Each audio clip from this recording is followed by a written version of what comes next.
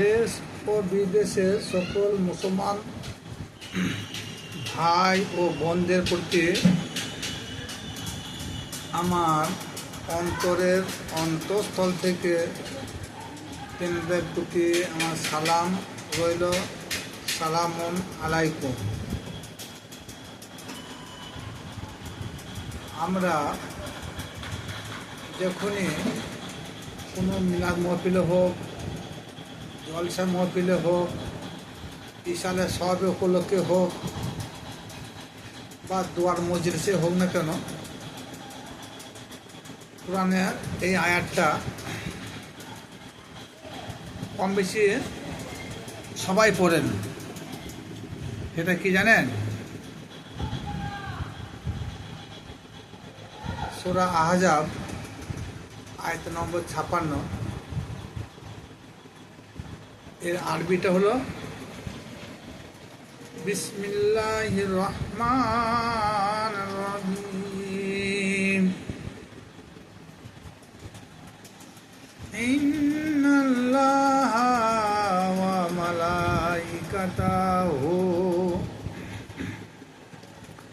ইউসাল্লুনা আলান নবী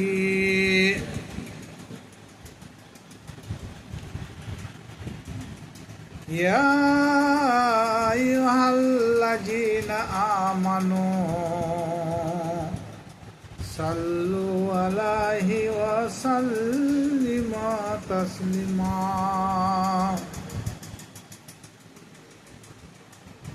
এই আয়াতের অর্থে বেশিরভাগ আমরা ছোট থেকে শুনে আসি, আজও শুনছি। আর সেই সব উলামায়ে কেরামরা যদি বেঁচে থাকে, তাতে আওলাদ যদি বেঁচে থাকে, তা কেমন পর্যন্ত শুনবো। এটা কি আর কি শুনে আসছি, এরপর কি শুনবো? হ্যাঁ, আসুন। হকিকতটা এটাই যে আল্লাহ বলেন, আমি এবং আমার ফেরেশতা মণ্ডলী সহ আমার প্যারা হাবিব নবী মুহাম্মদ মুস্তাফা সাল্লাল্লাহু তাআলা আলাইহি ওয়াসাল্লামের প্রতি আমি দরুদ সালাম প্রেরণ করে থাকি।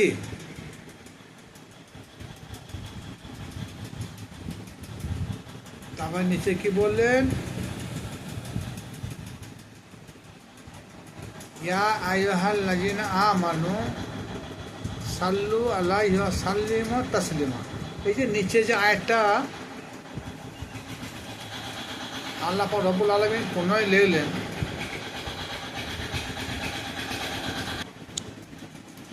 প্রথমেই ইন্নাল্লাহা ওয়া মালাইকাতাহু ইউসাল্লুনা আলান নবী, এইটাই আল্লাহ এটা নাযিল করলেন যে আমি এবং আমার ফেরেশতা মণ্ডলীরা। এই কথার পরিপ্রেক্ষিতে ফেরেশতারা আল্লাহকে আহ্বান করলো, আল্লাহ রব্বুল আলামিন শুধু আমরা সেই হাবিবের প্রতি আপনি আর আমরাই, অর্থাৎ ফেরেশতা মণ্ডলী দরুদ পড়বো বা সাল্লু আদায় করব, আর কেউ দরুদ বা সাল্লু আদায় করতে পারে না। তখন ফেরেশতাদের কথার পরিপ্রেক্ষিতে ইয়া আইয়ুহাল্লাযীনা আমানু সাল্লু আলাইহি ওয়া সাল্লিমু তাসলিমা। তখন আল্লাহ পাক বলেন, হ্যাঁ, যারা ইমানদার বিশ্বাসী, যারা ইমানদার বিশ্বাসী রয়েছে, তারাও আমার সেই হাবিবের প্রতি, কোন হাবিবের প্রতি?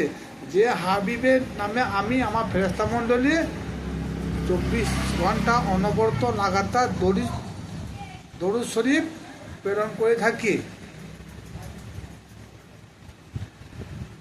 তোমরাও যারা ইমানদার, ইমান এনেছো, তোমরাও পড়ো।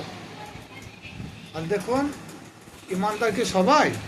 না, সবাই আল্লাহর নবীর নামে দরুদ পড়তে পারে না।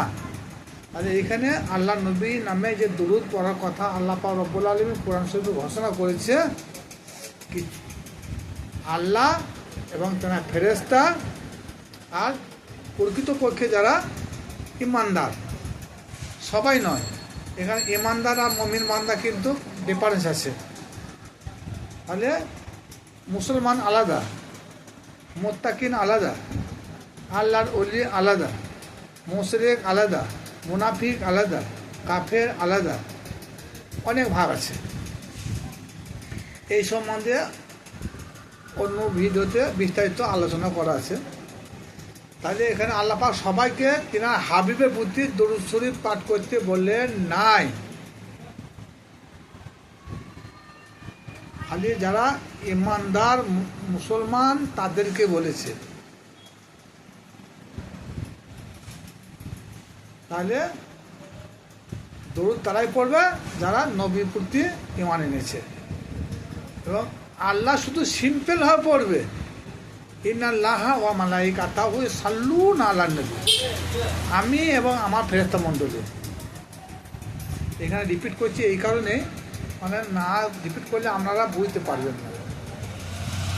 কিন্তু আর যারা ঈমানদার তাদেরকে আর একটা শব্দ আল্লাহ বাড়িয়ে দিলেন, কি ইয়া আইয়ুহাল্লাযীনা আমানু সাল্লু আলাইহি ওয়া সাল্লিমু তাসলিমা।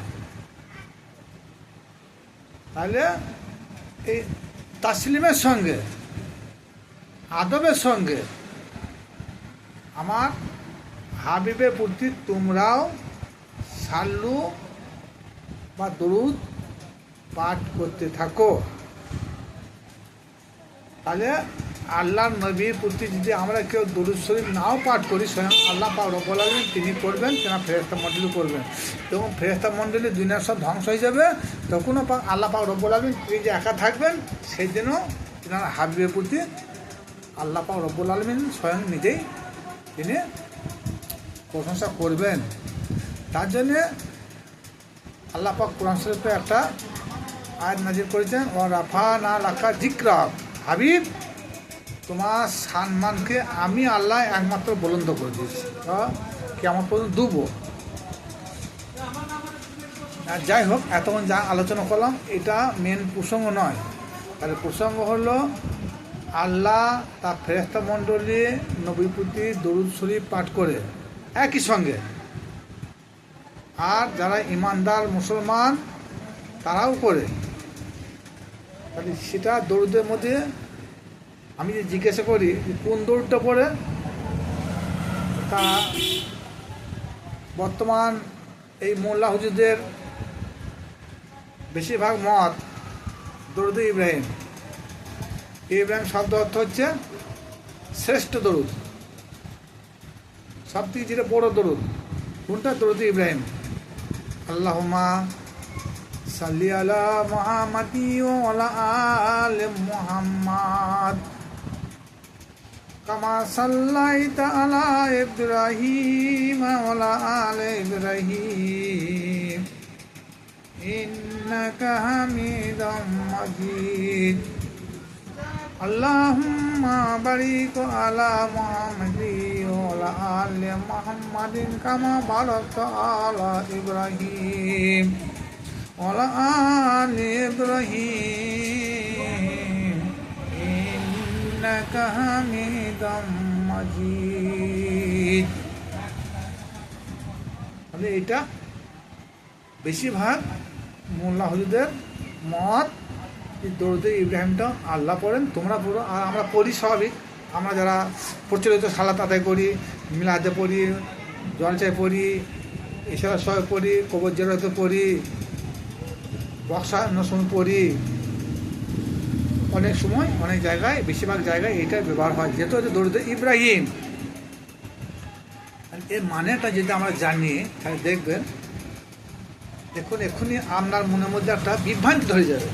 আমি বিভ্রান্তি করার জন্যে এই ভিডিও করতে বসিনি, মানুষ হকটা বুঝুক এবং জানুক যে আল্লাহুম্মা সাল্লি আলা মুহাম্মাদি ওয়া আলা আলি মুহাম্মাদ। হে আল্লাহ, তুমি সালাম ও বরকত বর্ষিত করো তোমার হাবিবের প্রতি এবং তার আওলাদের প্রতি, যেরূপ তুমি সালাম এবং বরকত বর্ষিত করেছিলে ইব্রাহিম খলিলুল্লাহর উপর এবং তার বংশধর উপর পরিষ্কার হয়ে গেল। তাহলে এই দরুদটা যদি আল্লাহ পাক রব্বুল আলামিন নিজে পড়ে থাকেন, এই সাল্লুটা, আর সাল্লু মানে দরুদ আমরা সবাই জানি, তাহলে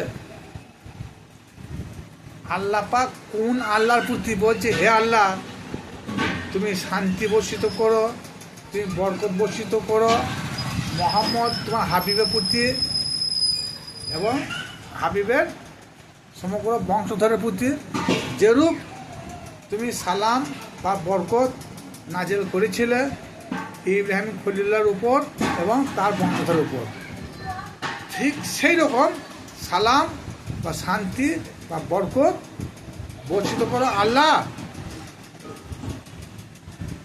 তোমার সে হাবিবের প্রতি। তাহলে নিশ্চয়ই আল্লাহ পাক রব্বুল আলামিন যদি তিনি এই দরুদ শরীফটা যদি পড়ে থাকেন, তাহলে নিশ্চয়ই এই আল্লাহর প্রতি আর একজন আল্লাহ আছে।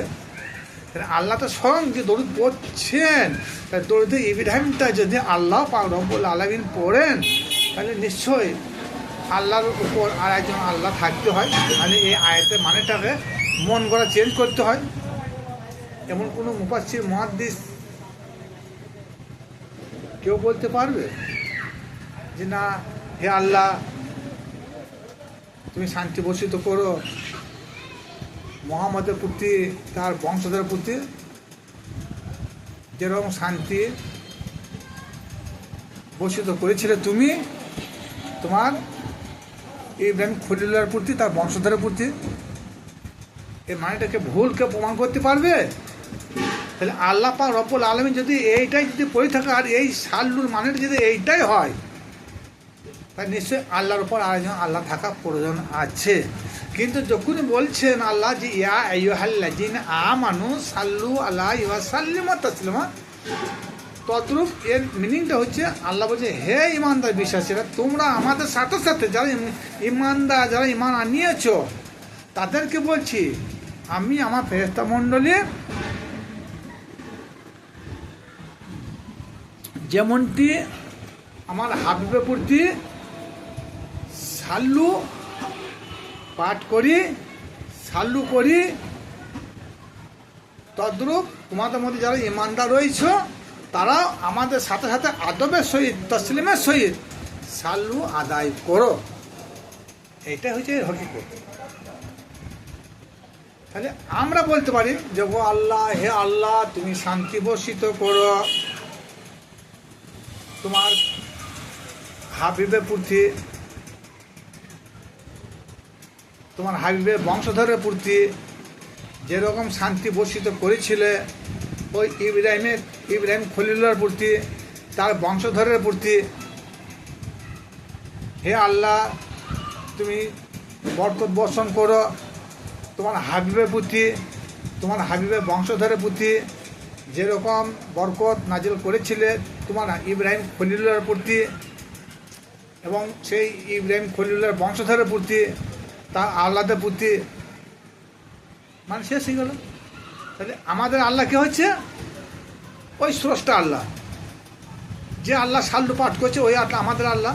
কিন্তু আল্লাহ পাক রব্বুল আলামিন যদি তিনি এইটাই যে পাঠ করে থাকেন, তাহলে নিশ্চয় হে আল্লাহ তুমি সালাম বা শান্তি বর্ষণ করো, সেই আল্লাহ আবার কোন আল্লাহকে ডেকে আনছে এখানে? যত দরুদ শরীফ আছে সমস্ত দরুদের মধ্যে হে আল্লাহ তুমি শান্তি বর্ষণ করো, তুমি কৃপা বর্ষণ করো, তুমি রহমত বর্ষণ করো, রহমত নাজেল করো নবী মোহাম্মদ মুস্তাফা সাল্লাল্লাহু তাআলা আলাইহি সাল্লাম প্রতি। কেন কোরআন সাক্ষী দিচ্ছে তো আল্লাহ স্বয়ং সাল্লু করে।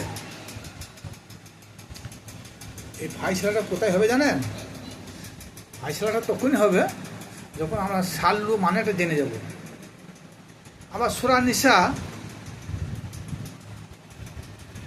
102 নম্বর আয়াতে বলছে সাল্লু মানে নামাজ, আমরা যে প্রচলিত নামাজ পড়ি। আবার সাল্লাওয়াত মানে নামাজ,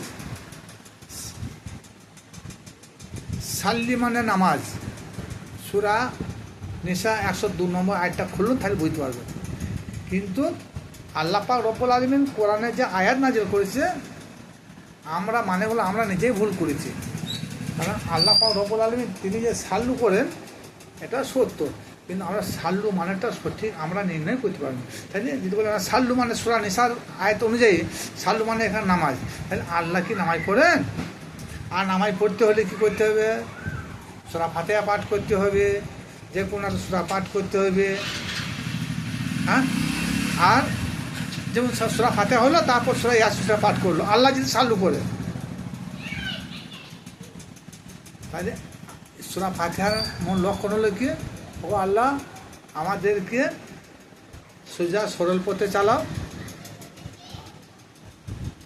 তাহলে আল্লাহ পাক রব্বুল আলামিন যদি এই সূরাটা পাঠ করে, তাহলে আল্লাহ বলবে সমস্ত প্রশংসা আল্লাহর জন্যে, আলহামদুলিল্লাহ রব্বিল আলামিন। তাহলে আল্লাহর পরে আরেকজন আছে না? আল্লাহ নিজে নিজে আল্লাহ প্রশংসা করছে তা তো নয়। নিজে নিজে কেউ যদি কারো প্রশংসা করে, তাহলে এটা হচ্ছে অহংকার হয়ে যাচ্ছে। তাহলে না, আলহামদুলিল্লাহ রব্বিল আলামিন আর রহমান রাহিম, কে বলছে? আর রহমান রাহিম বান্দা বলছে, আর বান্দাকে বলতে বলা হয়েছে। আর সূরা ফাতিহার বান্দার সঙ্গে আল্লাহ কথোপকথন করা। তাহলে বান্দা বলছে সমস্ত প্রশংসা আল্লাহর জন্যে,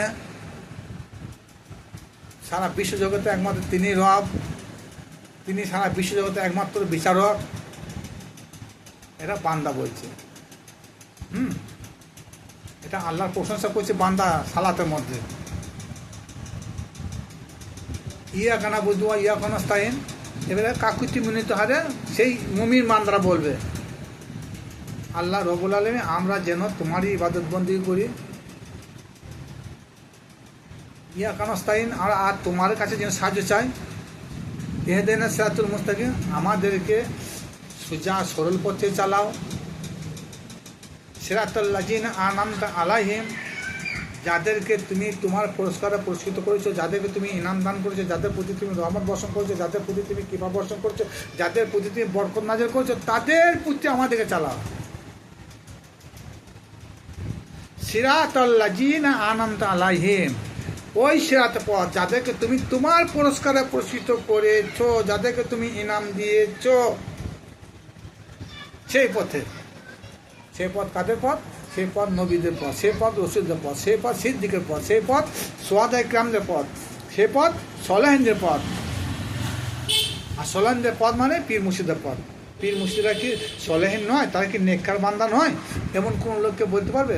এমন কোনো পীরের বান্দা, কোনো পীরের ভক্ত, কোনো শিষ্যকে বলতে পারবে যে আমরা যখন পীরের কাছে বাইত হতে গিয়েছিলাম, আমার পীর কি নেককার নয়?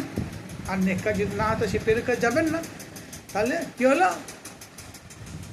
পীর মুর্শিদের পথ সিরাতুল মুস্তাকিমের পথ, ওলিদের পথ সিরাতুল মুস্তাকিমের পথ, সিদ্দিকের পথ সিরাতুল মুস্তাকিমের পথ, সত্যবাদীর পথ সিরাতুল মুস্তাকিমের পথ, নবী রাসূলদের পথ সিরাতুল মুস্তাকিমের পথ। ওই পথে চলার জন্য আহ্বান করা হয়েছে। তাহলে এখানে আল্লাহ পাক রব্বুল আলামিন যদি নামাজই পড়েন, সাল্লু মানে নামাজ, সূরা নিসা 102 নম্বর আয়াত দেখুন, তাহলে এখানেও তাহলে আল্লাহকে ছোট করা হচ্ছে। তাহলে এখানে দেখা যাচ্ছে সাল্লু মানেটা দরুদ হবে না আর নামাজ হবে না। সাল্লু মানে সংযোগ, কানেক্ট, যোগাযোগ, প্রশংসা। এবার আসুন, খুব ক্লিয়ার হয়ে যাবে তাড়াতাড়ি। তাহলে মহান আল্লাহ পাক রব্বুল আলামিন তিনি যোগাযোগ করেন কার সাথে? তিনি হাবিবের প্রতি। আর ফেরেশতারাও সে নবীর প্রতি যোগাযোগ রেখেছে, যেমন সংবাদ আল্লাহর পক্ষ থেকে নেওয়া দেওয়া, এটা হচ্ছে একটা যোগাযোগ বা কানেক্ট। আর আল্লাহ পাক রব্বুল আলামিন তিনি সাল্লু করেন, তিনি সাল্লু করেন মানে সর্বদাই তিনি তেনার হাবিবের প্রতি সংযোগ যোগাযোগ স্থাপন করেন, কানেক্ট আছে। আর ইমানদার বিশ্বাসীরা তারাও সর্বদাই নবীর সাথে কানেক্ট, মানে কি নবীর আদর্শের প্রতি কানেক্ট, নবী যা বলে গেছে সেইটার প্রতি কানেক্ট, সেটার প্রতি অনুসরণ, সেটা অনুকরণ। আর নবী যে আল্লাহর হাবিব, সমস্ত নবীদের নবী, আল্লাহরও নবী, আমাদের নবী, কুল কায়নাত নবী, সেটা একটা প্রশংসিত, এটাও প্রশংসা করা। তাহলে এই সাল্লু শব্দের অর্থ এখানে হবে প্রশংসা করা, যোগাযোগ করা, কানেক্ট করা। তাহলে এখানে দরুদ নয়, আর দরুদ যদি হয় একই আয়াতের মানে, তাহলে আল্লাহ কি দরুদ পড়ছে? তাহলে আল্লাহ যদি দরুদ পড়ে, আয় আল্লাহ তুমি শান্তি বর্ষণ করো, তাহলে আল্লাহর উপরে আর একজন আল্লাহ থাকা দরকার আছে। বান্দা করতে পারে, আমি করতে পারি। একজন মুনাফিক, সে কল্লা পড়ে, সে দিনে বিরাজতে পারে, সেও পড়তে পারে। কিন্তু স্বয়ং আল্লাহ পাক রব্বুল আলামিন তিনি কী হবে এই দরুদ পড়তে পারেন? খুব সংক্ষিপ্ত বললাম, চিন্তার বিষয় আছে, গবেষণা করলে দেখবেন আপনারা, হয়তো আমার থেকেও খুব জ্ঞানী হয়ে যেতে পারেন, যে বলে কীরকম লোক কিছু বোঝা যায় না। তাই এই কথাটা চেম্বারে বসে বসে মনের মধ্যে স্মরণ হয়ে গেল। তাই তো আমরা যে দরুদ পড়ি, আল্লাহ দরুদ পড়েন, ফেরেশতারা দরুদ পড়েন, তাই দরুদের মানেটা কী হতে পারে? এই বিশ্লেষণ করতে করতে ঠিক আছে, চেম্বারে বসে বসে আমাদের সম্মুখে এই ভিডিওটা উপহার দিলাম। দয়া করে আপনারা দৃষ্টিভাবে 20-21 মিনিট শুনবেন। আর যদি ভালো লাগে, অপর ভাইদের, কোনো শিষ্যদের, কোনো ভক্তদের শেয়ার করবেন, কোনো সাধারণ অসাধারণ ভাইদের প্রতি শেয়ার করবেন। কারণ আমার এলাকায় বেশিরভাগ লোকেই জানেন আমার পেশা সম্বন্ধে, সবাই অবগত। আর যারা বিদেশে ভাইরা কেউ জানেন না, হয়তো কোনো কোনো সময় হয়তো ড্রেসে ঠিক থাকে না। আমি একজন সাধারণ মানুষ, সাধারণভাবে আমরা চলাফেরা করি। হয়তো নিজেকে পীর ফকির বলে দাবি করতে পারি না, কেউ হয়তো বলে থাকে। তবে হয়তো পথটা ঘাড়ে চেপে আছে, যতটা পারি মানুষকে হেদায়েতের আলো তাদের সম্মুখে তুলে ধরি, কোরআন হাদিসের কথা তুলে ধরি। আর যে যত পারে সেটা গ্রহণ করুক। আসসালামু আলাইকুম।